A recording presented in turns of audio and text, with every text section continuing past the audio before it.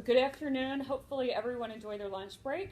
And the session that we're going to do this afternoon for the next 30 minutes or so is called Winning with a Why Now. Before I get into that though, how many of you think that you would get better results with your sales funnel and closing your opportunities if you had a stronger why now? Anyone? Okay. How many of you have had to learn the lesson the hard way that not having a strong why now could potentially cause you a sale or a delay or something else that potentially makes you have to push that deal out further? Okay, great. Well, thank you all for your time this afternoon. And again, as I did yesterday, I want to thank you for being here because, again, I know from watching everyone during lunch, I know there's emails you need to catch up on, there's customer demands, there's deals you're trying to close. It's no secret there's 15 days left in the quarter. So I promise today to give you some tools, again, that will help you solidify your why now so that you will have a better impact on your executive sponsorship and also really to have an overall better control of the whole buying process as a result of that.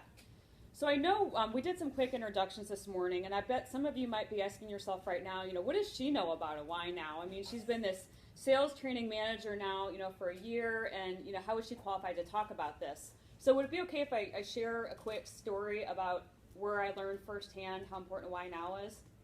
Okay, so it was September about a year ago, and it was my last quarter being a system sales consultant, and my boss, God bless his heart, John Stieber, emails me the day after Labor Day and says, Amy, I need you to close the Veterans Affairs Medical Center Alaris system opportunity in Danville, Illinois by the end of this month. Okay, so that's like less than 30 days, folks.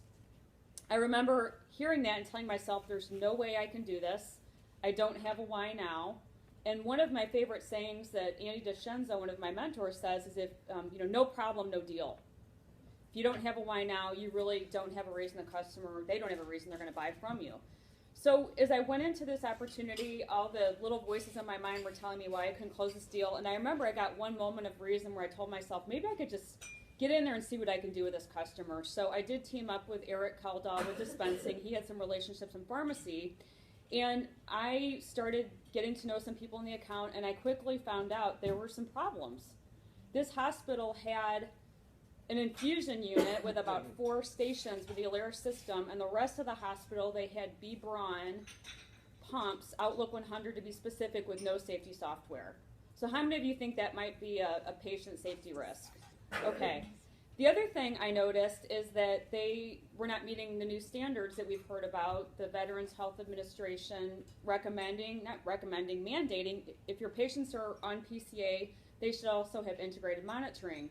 So what I did in that opportunity is I took the first piece of information I found out. Number one, the 4 or 5 patients you're taking care of in this part of your hospital are getting safe infusion care, but the rest of them honestly are at risk. They're at risk of infusion medications right now as we speak. I'll be up front with all of you. The chief logistics officer was not very happy with me when she heard I was saying this to the nurses, and she called me on the phone and we had a conversation, and she said, hey, what are you doing talking to my staff and telling them about this? What are you trying to cause here? And I was honest and I said, Sue, my role here in this hospital, and quite frankly the state of Illinois, is to make hospitals safer. My role is to be a safety consultant and to try to look for the holes in the floor in terms of medication safety, and that's exactly why I'm having this conversation with you right now. So she instantly started, well, I shouldn't say instantly, she eventually started getting on board with me, and she was able to facilitate an opportunity which was originally going to be about $25,000 for just N-Title CO2 and PCA. We booked that deal close to $400,000, and we booked it on September 27th. So I learned from that opportunity that a why now is not only critical, but it got me an executive sponsor, and secondly, it also helped to accelerate the buying process. Does that make sense to everybody? Especially those of you, I know some of you might be saying, you know what, I know this, Amy, I've been here for X years, but I know there's some of you in the room that are newer. But no matter what, I think we can all agree that as a team, we always have to go back to the basics, right? Any sports team, any high-performing team, is something we do. So that's exactly what we're going to do today. So the main things that I'm going to focus on, go ahead, is number one, I want to go back to the basics. We're going to do just a quick refresh on sales process, where does the why now come into play? How does it impact executive sponsorship? How does it impact the buying process? We will also go through an exercise where you're going to have the opportunity to take some time and work on a current opportunity you have, and you're going to be able to share what is the why now, not just for the opportunity, but what's the personal why now for the executive sponsor. So my ultimate goal, again, is that you can use this information to make sure that you can facilitate these discussions within your accounts, but more importantly, how many of you ever get the calls from your regional sales director saying, hey, what's the why now on this? Or better yet, you're on a demand tracker call, and someone is being asked about the why now by Rick Giametti. I mean, I don't know about you all, but I don't want to be on the receiving end of that conversation if I don't have a why now in my opportunity. Does that make sense? Okay, great. So let's go ahead